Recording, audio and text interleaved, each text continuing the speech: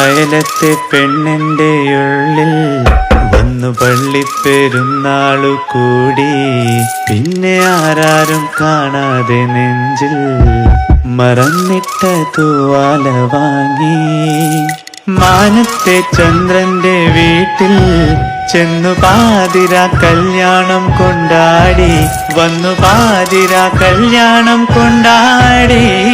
അയലത്തെ പെണ്ണിന്റെ ഉള്ളിൽ വന്നു പള്ളിപ്പെരുന്നാളു കൂടി.